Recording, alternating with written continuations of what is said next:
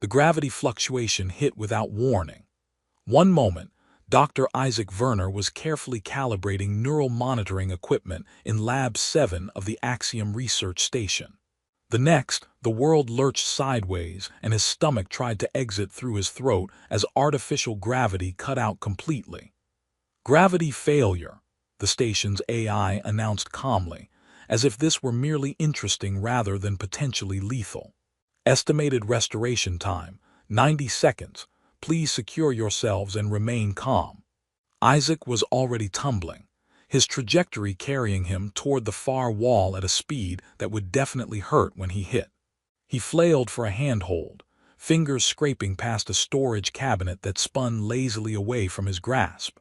Equipment floated past him in chaos, tablets, sensor arrays, someone's forgotten coffee mug trailing globules of liquid in zero-G.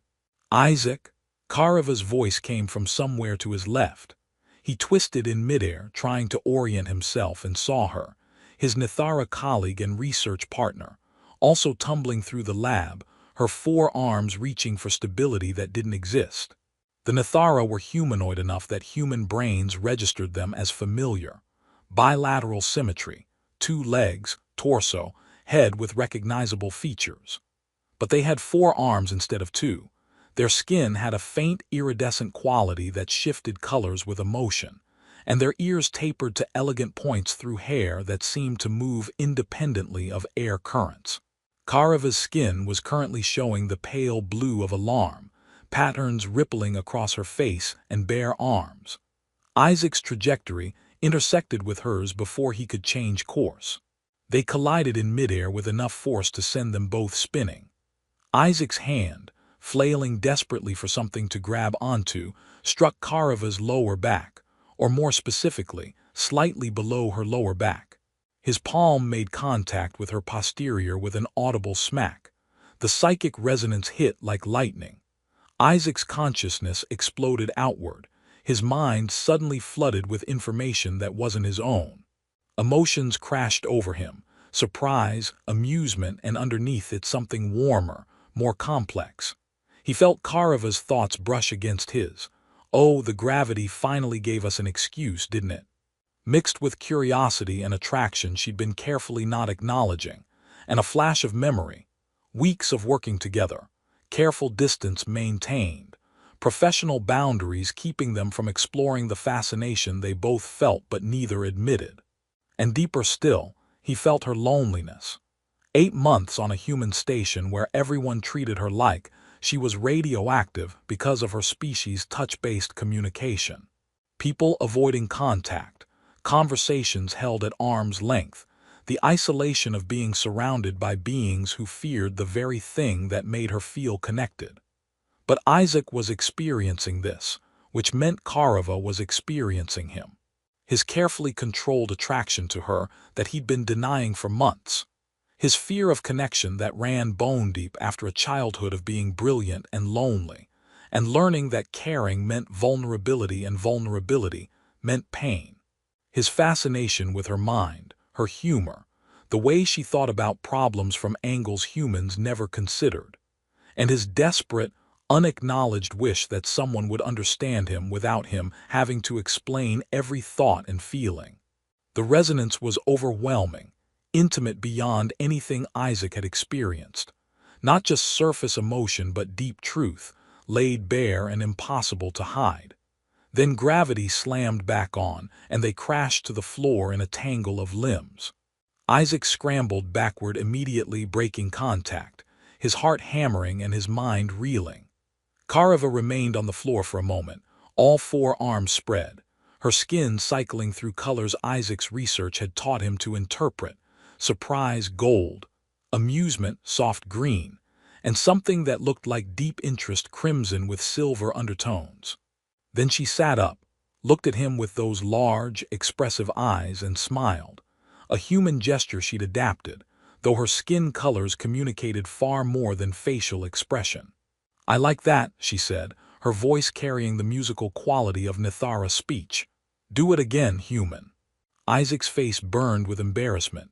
"Karava, I am so sorry. That was completely accidental." The gravity failure, the collision. I didn't mean to. That was inappropriate contact and I.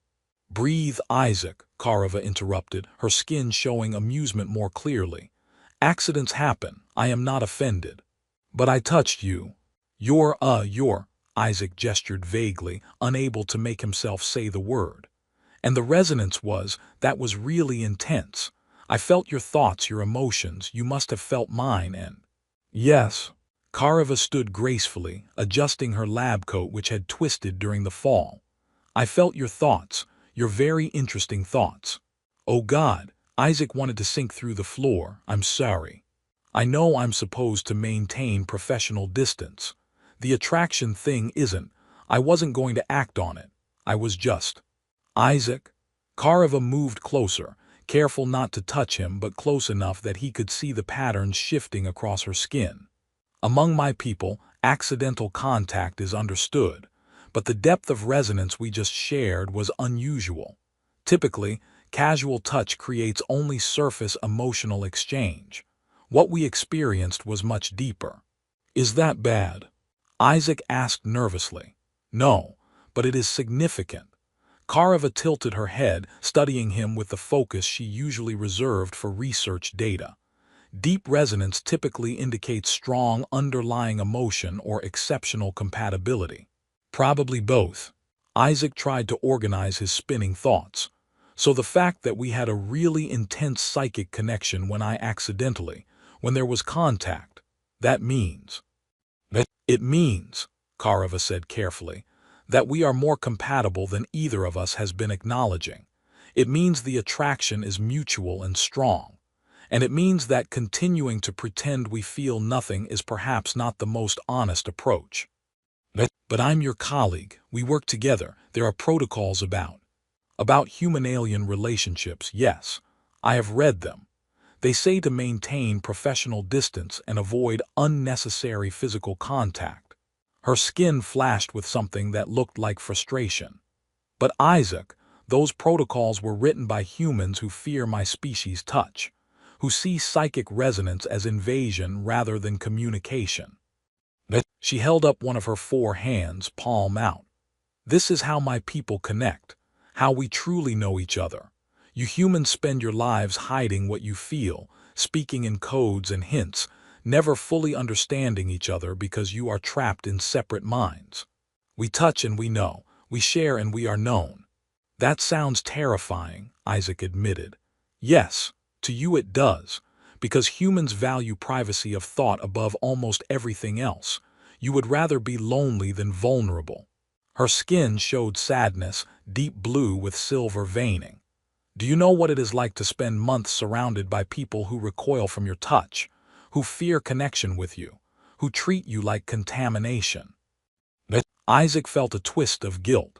He'd been one of those people, keeping careful distance, avoiding unnecessary contact, treating Karava with professional courtesy but never true intimacy. I didn't realize. I know most humans do not. They think they are being polite, respectful, but to Nithara it feels like rejection, like being told you are too dangerous to know. She lowered her hand. But you, Isaac, in that moment of resonance, you did not recoil. You were overwhelmed, yes, embarrassed about the circumstances, but you did not fear the connection itself, and I felt your mind touching mine and it was. She trailed off, her skin cycling through colors Isaac was learning to interpret. Wonder pale gold, joy bright green, and something warmer crimson deepening to burgundy. It was what? Isaac prompted quietly. It was like coming home, Karava finished. Like finding the piece that fits. Your mind and mine. They resonated in ways I have never experienced with humans, rarely even with my own people. And I would very much like to understand why. Isaac's scientific curiosity warred with his instinct for self-preservation. Understanding the resonance meant more contact. More contact meant more intimacy, more vulnerability, more risk of losing himself in connection with someone else. But it also meant understanding something unprecedented. Human Nithara psychic compatibility was considered rare at best, impossible at worst. If he and Karava had somehow achieved deep resonance, that was scientifically significant. That's what he told himself anyway. That his interest was purely academic, not at all influenced by the fact that he'd felt her mind brush against his, and it had felt like recognition. Controlled experimentation, he suggested, trying to sound professional. Carefully managed contact to study the phenomenon. Karava's skin bloomed with colors that suggested triumph mixed with affection. Yes, purely scientific, of course. Of course, Isaac echoed, neither of them believing it. They spent the rest of the day designing protocols, establishing baseline neural readings, creating safety parameters, determining what kinds of contact to test first. It was all very scientific and professional, which almost distracted from the fact that they were essentially creating a framework for exploring their attraction under the guise of research. Isaac's colleague, Dr. Yemisi Chen, noticed immediately. "You're designing a study about touching the attractive alien scientist," she observed dryly when Isaac asked to borrow neural monitoring equipment. "Very subtle." "It's legitimate research," Isaac protested. "We achieved unprecedented resonance during the gravity failure. Understanding how and why could advance human-Nithara integration significantly." And the fact that you've been quietly pining for her for 3 months has nothing to do with it." "I have not been pining. Isaac, I've known you for 4 years. You get this specific expression when you're interested in someone and trying to pretend you're not. You've been wearing it constantly around Karava." Yemisi handed him the equipment. "Just be careful. Nithara psychic bonds can be intense. Make sure you're ready for what you might find if you go deeper. We're taking precautions. I'm not talking about safety protocols. I'm talking about being ready to know someone completely and be known completely in return. That's what Nithara touch does. It removes every wall, every defense. Are you ready for that?" Isaac didn't have a good answer. The next morning, he met Karava in a private research room they'd reserved for their study. She'd brought her own monitoring equipment, arrays that would track psychic resonance patterns in ways human technology couldn't fully replicate. "We start simple," Karava said, "all business now. Hand contact, minimal surface area, brief duration, careful monitoring of resonance depth." "Agreed." Isaac activated his neural scanner, strapping the sensor band across his forehead. "Ready when you are." Karava extended one of her 4 hands, her upper right, fingers longer and more delicate than human proportion. "This may feel intense. Even controlled contact creates resonance. Do not be alarmed." Isaac reached out and grasped her hand. The resonance bloomed immediately, gentler than yesterday's collision but still profound. Isaac felt Karava's consciousness brushing against his. Curiosity, scientific fascination, and underneath it, warmth that had nothing to do with research. He sensed her thoughts about him, appreciation for his intelligence, amusement at his awkwardness, and deeper still, genuine affection born from months of conversation and shared intellectual excitement. And she was feeling him in return. His nervousness about the contact mixing with exhilaration. His carefully controlled attraction that he'd been trying to categorize as purely professional interest. His deep-seated fear of intimacy warring with desperate loneliness, and underneath everything, a thought he hadn't fully acknowledged. She understands me. Finally, someone who understands. They held contact for 30 seconds as planned, then separated. Both were breathing harder than 30 seconds of hand-holding warranted. That was. Isaac consulted his scanner, trying to focus on data rather than emotion. Resonance depth reading is 3 times higher than typical human Nithara contact patterns. Emotional bleed is significant but not overwhelming. Neural synchronization is. He stopped, staring at the readout. "What?" Karava asked, moving to look at his screen. "Our brain wave patterns synchronized during contact. Not just surface, deep synchronization across multiple levels. That shouldn't be possible without prolonged exposure or deliberate training." Karava checked her own equipment, her skin cycling through colors that indicated surprise and excitement. "My readings confirm." This level of synchronization typically takes Nithara months to achieve with each other. We did it in 30 seconds. They looked at each other, the implications sinking in. We should test again, Isaac said. Different contact points, varied durations. Build a proper data set. Agreed, Karava said, but her skin was showing that burgundy color again. The one Isaac was learning meant something more personal than scientific interest. They spent hours testing. Her hand on his shoulder, instant resonance, memories flowing between them of Isaac's isolated childhood and Karava's experience of human space stations where no one would touch her. His hand on her arm, synchronization within seconds, each of them feeling the other's loneliness like a physical ache. Different combinations of her four arms, different pressure levels, different contact durations. Every test showed the same result. Their minds fit together with an ease that defied standard human Nithara compatibility parameters. I do not understand this, Karava admitted during a break, reviewing data with two hands while her other two gestured expressively, a very Nithara habit. You are not telepathic. Humans lack the neural structures for natural psychic communication. Yet you resonate with me as strongly as another Nithara might. Maybe it's not about neural structures, Isaac suggested. Maybe it's about compatibility on a different level. Emotional, psychological, our minds just work well together.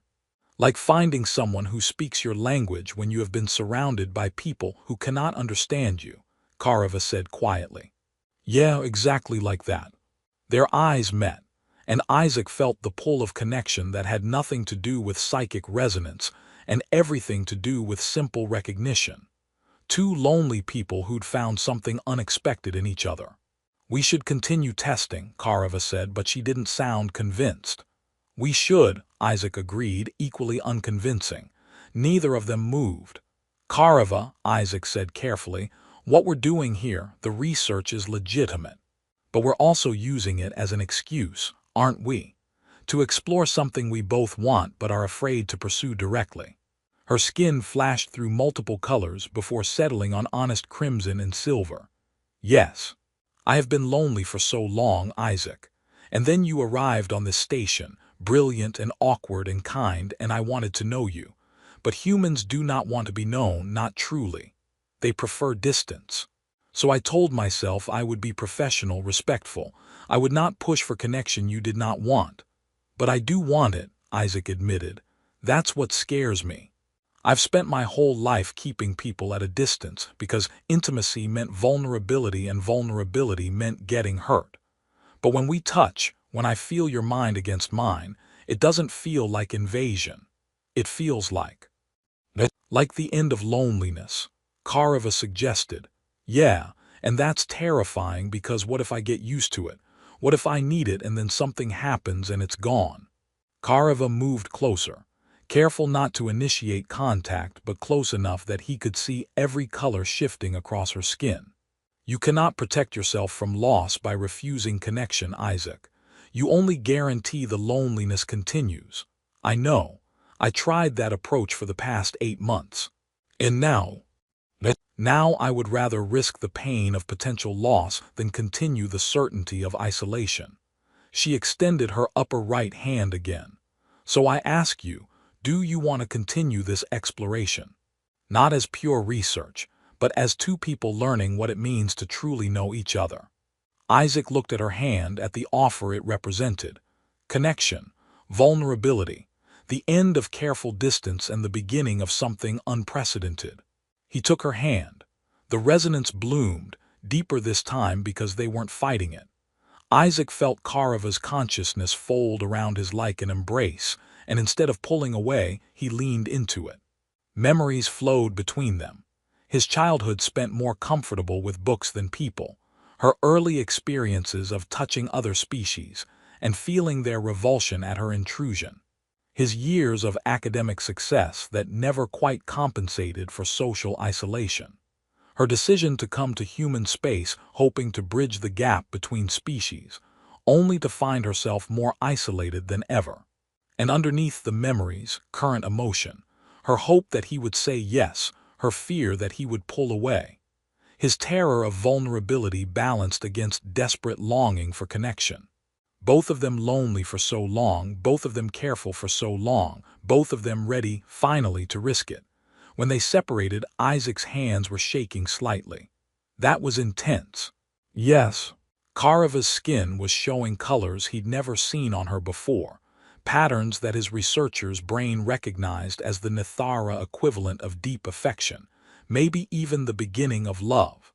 And it is only the beginning.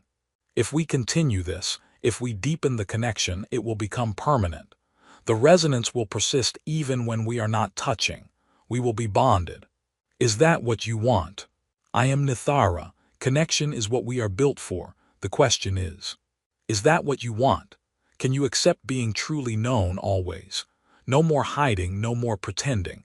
Everything you are, visible to another person. Isaac took a shaky breath. I've spent my whole life hiding. Being brilliant wasn't enough. I also had to be normal, to fit in despite thinking differently than everyone around me. So I learned to mask, to pretend, to keep the weird parts locked away where no one could see. He met her eyes directly. And then I felt your mind touching mine, and I realized you see the weird parts and think they're interesting instead of wrong. You understand how I think. You don't need me to translate myself into some more palatable version. With you, I could just be myself. Yes, Karava said simply. You can if you choose this. It's terrifying. Yes, and I want it anyway. Karava's skin blazed with joy bright enough to light the room, and when she reached for him with all four arms, pulling him into an embrace that humans weren't built for but that felt perfect anyway, Isaac felt his last defenses crumble. The resonance flooded through him, deeper than before, and this time he didn't resist. He opened himself to the connection, let Karava see every hidden thought and secret feeling, and felt her doing the same. Their minds intertwined, memories and emotions flowing freely, until Isaac couldn't tell where his consciousness ended and hers began. And instead of feeling like he was losing himself, it felt like he was finally, fully real. When they separated, physically, because the psychic connection was now humming between them even without touch, both were changed. That's going to take some getting used to, Isaac said, feeling Karava's amused agreement echo in the back of his mind before she actually spoke. Yes, she said aloud, but I think it will be worth it. Definitely worth it, Isaac agreed, and felt her joy at his certainty bloom through their link like warmth spreading through cold water. They'd started as colleagues maintaining careful distance. An accident and a moment of unintended intimacy had shattered that distance completely, and now they were something unprecedented. A human and Nithara choosing full psychic integration, risking everything that humans typically feared about loss of privacy and boundaries. But for Isaac, who'd been lonely his entire life, the risk felt like relief. And for Karava, who'd spent 8 months surrounded by people too afraid to touch her, Isaac's acceptance felt like coming home. Yes, director. Isaac took the offered seat, hyper-aware of Karava's presence across the room and the faint hum of their connection in the back of his mind. The initial contact was accidental during yesterday's gravity failure, but subsequent exploration confirmed exceptional compatibility. We made the decision to pursue full bonding. In less than 48 hours, Dr. Chen added, though her tone was more curious than critical. That's extraordinarily fast, even for Nithara. Usually bonding is a process that takes months. Our resonance patterns were exceptional from first contact, Karava explained, her skin showing professional neutrality with underlying confidence. The synchronization that typically requires months of regular interaction occurred within seconds. We made a calculated decision to proceed rather than delay what appeared inevitable.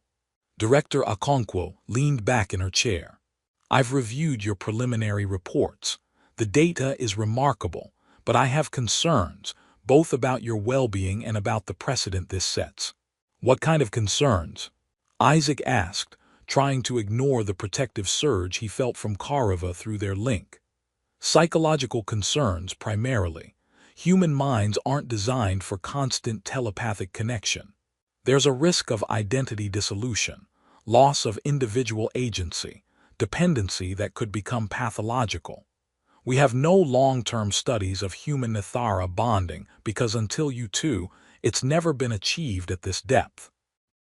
With respect, Director, Karava said, her skin flashing briefly with irritation before she controlled it. Those concerns are based on human assumptions about consciousness. My people maintain bonds for decades without losing individuality. The connection enhances identity rather than erasing it. For Nithara, perhaps, but Dr. Werner isn't Nithara. His brain doesn't have the evolutionary adaptations your species developed for managing multiple simultaneous psychic connections. This might work very differently for him. Isaac felt Karava's concern spike through their link, and he reached across the connection to reassure her before speaking aloud. I appreciate the concern, Director, but I'm not experiencing identity dissolution. If anything, I feel more like myself than I have in years. Karava doesn't override my thoughts or control my decisions. The bond is more like having a constant trusted advisor who understands me completely. That's how it feels now, Dr. Chen interjected gently. But what about long-term? What happens if the relationship ends? Can the bond be severed without psychological damage? Isaac hadn't thought about that. Through their link, he felt Karava hadn't either. The idea of severing the connection felt suddenly horrifying, like contemplating voluntary amputation. I do not know, Karava admitted. Nithara bonds, once established, are typically permanent. Severing them is possible but traumatic, like humans divorcing after decades of marriage but more visceral. Which brings me to my main concern, Director Okonkwo said. You've committed to something permanent before fully understanding the implications, and now you're scientifically and emotionally compromised. The bond makes it nearly impossible to objectively assess its effects on you. So what are you suggesting? Isaac asked, feeling dread build in his stomach. Evaluation. We bring in specialists in human-alien integration, Nithara cultural advisors, neuropsychologists who can assess whether this bond is psychologically stable or if it's creating dependencies that could become harmful. That process will take at least 2 weeks, possibly longer.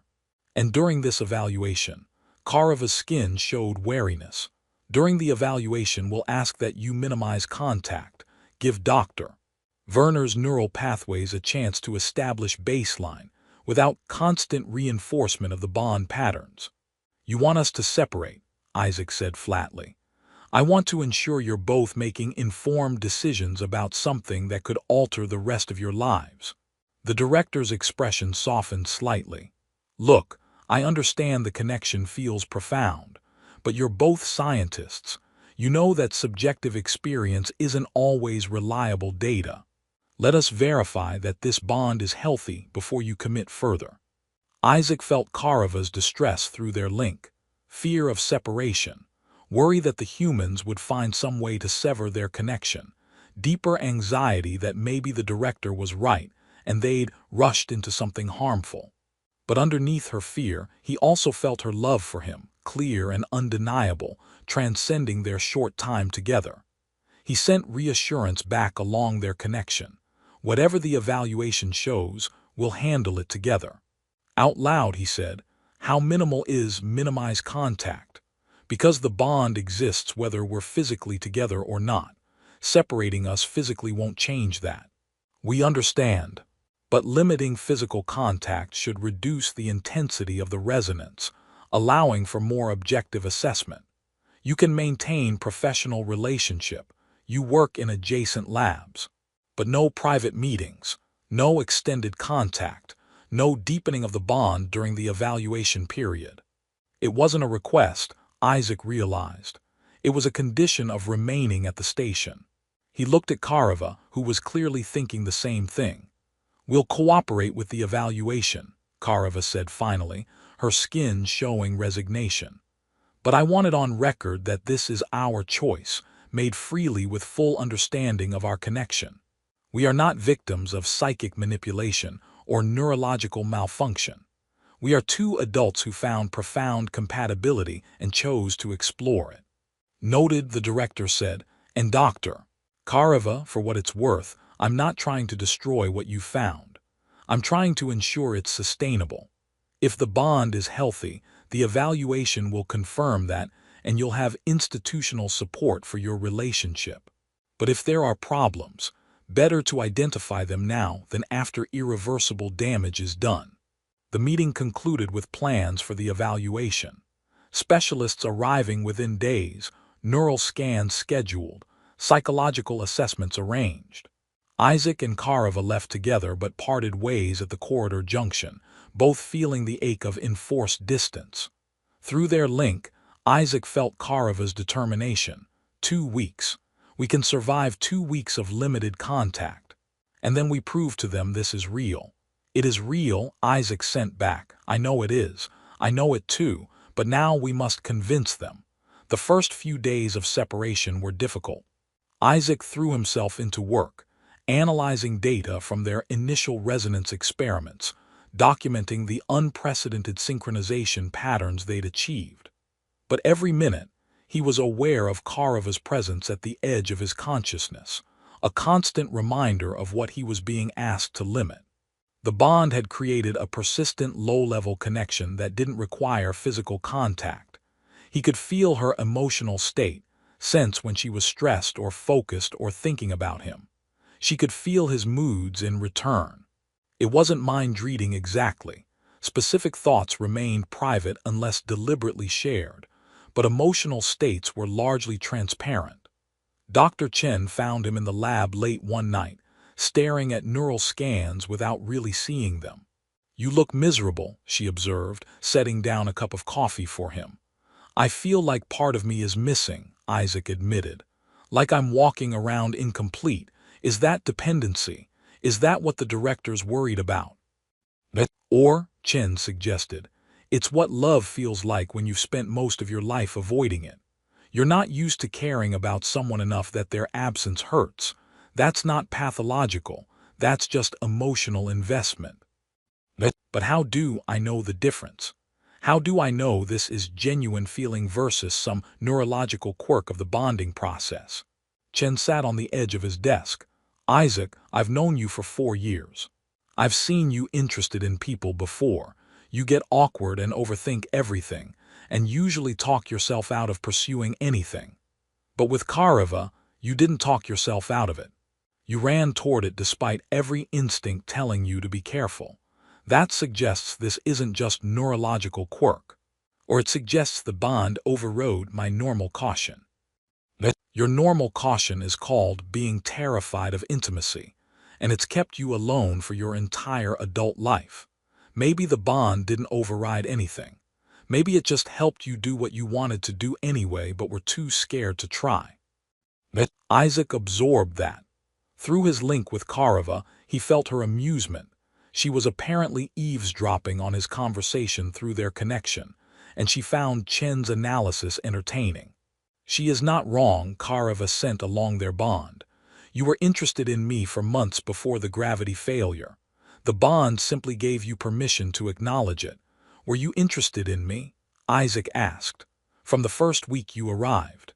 You asked intelligent questions about Nithara communication psychology.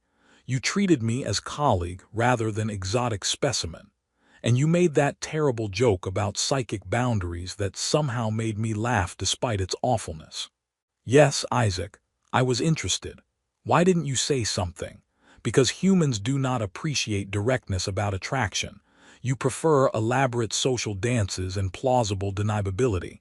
I was trying to respect your cultural norms." "That's terrible," Isaac sent. "We waste so much time pretending we don't feel what we obviously feel." "Yes, you do. It is baffling." Isaac smiled despite himself, and Chen noticed.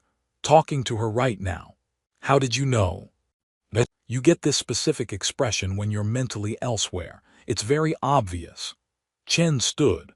"For what it's worth, I think your bond is legitimate. I've reviewed your neural data. The patterns suggest genuine bilateral synchronization, not parasitic or coercive connection. You're both contributing equally. That's healthy integration, not dependency. Will you tell the director that? I'll include it in my evaluation report. But Isaac, you need to be ready for the possibility that the board might still recommend limitation of the bond. Some people will never be comfortable with human-alien integration at this level. And if they try to separate us, Chen's expression turned serious. Then you'll need to decide whether this station is more important than your relationship. Because I don't think you can have both if they force you to choose. After Chen left, Isaac sat alone with that thought. He'd worked toward this position for years. Research station placement, funding for his studies, colleagues who respected his work. Walking away would mean starting over, possibly ending his research career entirely. But the alternative was losing Karava, severing a bond that felt as essential as breathing. Going back to the isolated existence he'd maintained before he knew connection was possible. Through their link, he felt Karava's thoughts. I would not ask you to choose me over your career. You're not asking. I'm choosing, if it comes to that. It should not have to come to that. This is not right. No, but if humans have taught me anything, it's that what's right and what's required aren't always the same thing. He felt her sadness, her resignation, and underneath it, her love, clearer every day despite the forced separation. 2 weeks, she reminded him. We survive 2 weeks and then we fight for recognition. Together, Isaac confirmed. Always together now, Karava agreed. That is what bonding means. The evaluation process was exhaustive. Specialists arrived from Earth and several Nithara homeworlds, representing multiple fields. Neuropsychology, xenobiology, cultural integration, ethics of interspecies relationships. Isaac and Karava submitted to endless scans, interviews, psychological assessments, relationship counseling, and invasive questions about their decision-making process. Some of the specialists were supportive, fascinated by the unprecedented synchronization they'd achieved. Others were deeply skeptical, searching for signs of coercion, dependency, or neurological damage. Dr. Amara Sato, a xenopsychologist specializing in consciousness studies, interviewed Isaac extensively. Describe your sense of self now, compared to before the bonding. More complete, Isaac said honestly. Like I was trying to function with half my sensory input missing, and now I have access to the full spectrum. My individual identity is intact. I'm still Isaac Werner. I still think and feel and make decisions independently. But there's this additional dimension now. Karava's presence as a constant touchstone, a perspective that enriches rather than replaces my own. And her thoughts, can you distinguish them from your own? Yes. The bond creates shared emotional space, but we're not merged into one consciousness. It's more like standing side by side looking at the same view. We see from different angles, share what we're seeing, but maintain separate viewpoints. Dr. Sato made notes. And if I asked you to make a decision Karava would disagree with, I could. The bond doesn't override agency. We can disagree, argue even. We just can't hide what we're feeling while we do it. Is that uncomfortable? Isaac considered. At first, yes. Humans are used to managing how much of our emotional state we reveal. Having someone who always knows what you're really feeling takes adjustment, but it's also liberating. No more performance, no more pretending, just truth. Some would argue that privacy of thought is a fundamental right, that your bond violates that principle. Some would argue that refusing connection because you're afraid of vulnerability is just another kind of prison, Isaac countered. I spent my whole life trapped in perfect privacy, and it was lonely as hell. This is better. Karava's interviews apparently went similarly. Through their bond, Isaac felt her frustration with questions that treated their connection as pathology rather than achievement. Felt her determination to prove that human Nithara bonding was not only possible but beneficial.